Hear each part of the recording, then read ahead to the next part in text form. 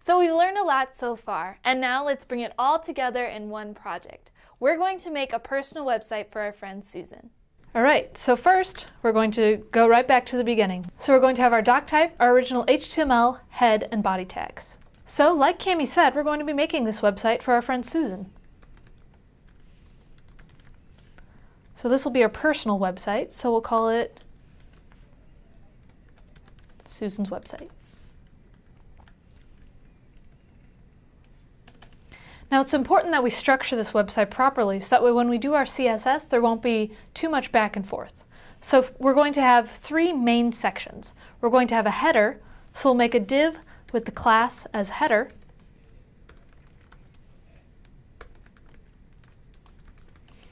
We're going to have the content, so we'll do another div with class content. And then we'll also have a footer.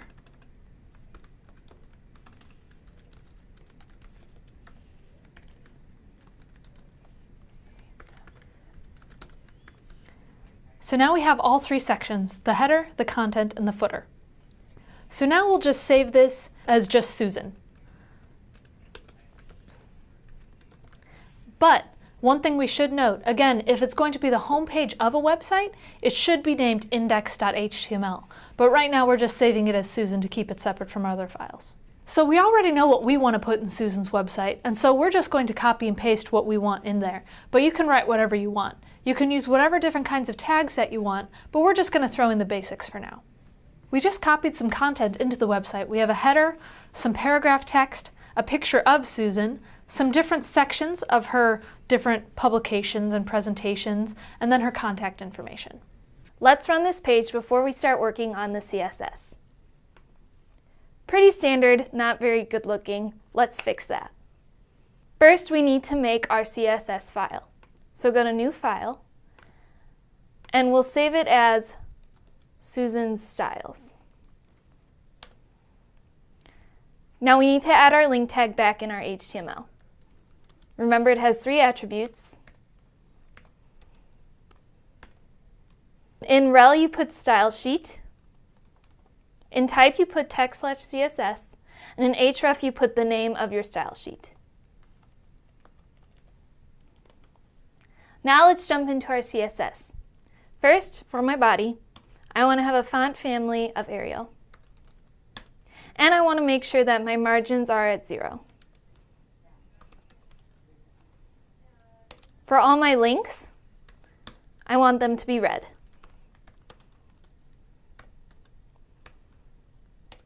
For all my images, I want them to have a width of 200 pixels.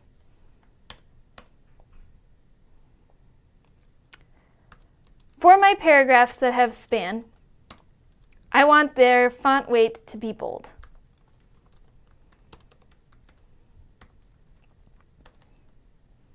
Now for all of the code in my header div, I want the background color to be this hex code.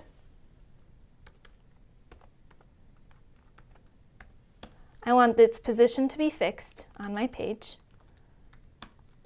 with the top at 0 pixels. I want the height of the div to be 60 pixels, meaning that it won't exceed that height. And I want my padding around that to be 0 and 10. Finally, I want my font size as 50 pixels. Finally, I want my z-index to be at 10, which is pretty high on the page. For my content div, I want the div height to be 200 pixels. I want its position to be absolute. I want it to be from the top 60 pixels with a padding of 10 pixels and a z-index at 0, meaning it will be all the way at the back of the page.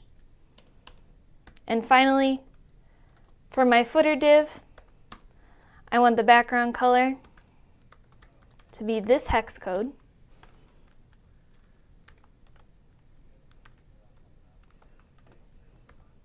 I want its position to also be fixed. I want it to be exactly at the bottom of the page, so I'll set it to 0 pixels. I want it to have a height of 60 pixels. And I want the width to stretch the entire page. And finally, I want it to be at the same z-index as the header. We'll refresh our page, and we can see that it looks pretty good. So we just threw a lot at you just now. Now, there's a lot of different design decisions that we made, and I'll go through them a little bit with you. You might have noticed that we added a margin of 0 pixels to the body.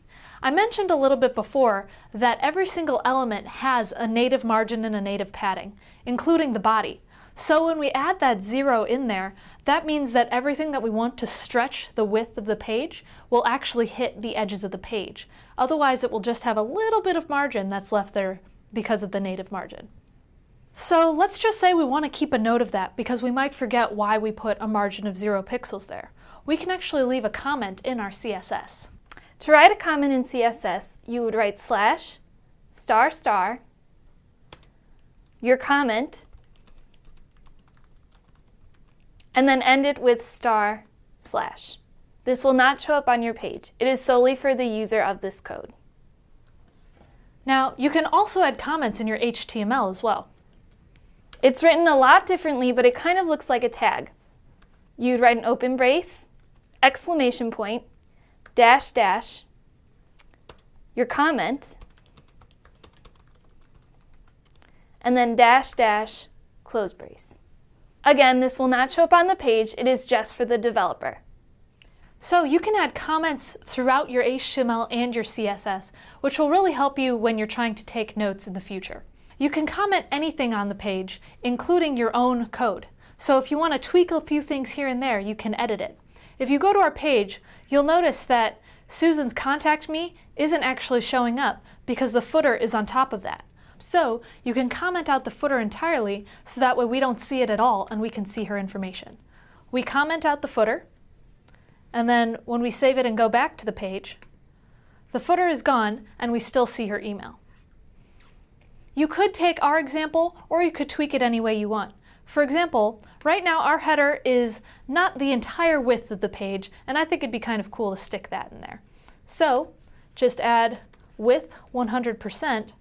Adding a percentage in CSS means that it will take up that amount of percent in its outer container. So right now, the outer container for the header is just the body, and so it's going to expand 100% of the width of the body.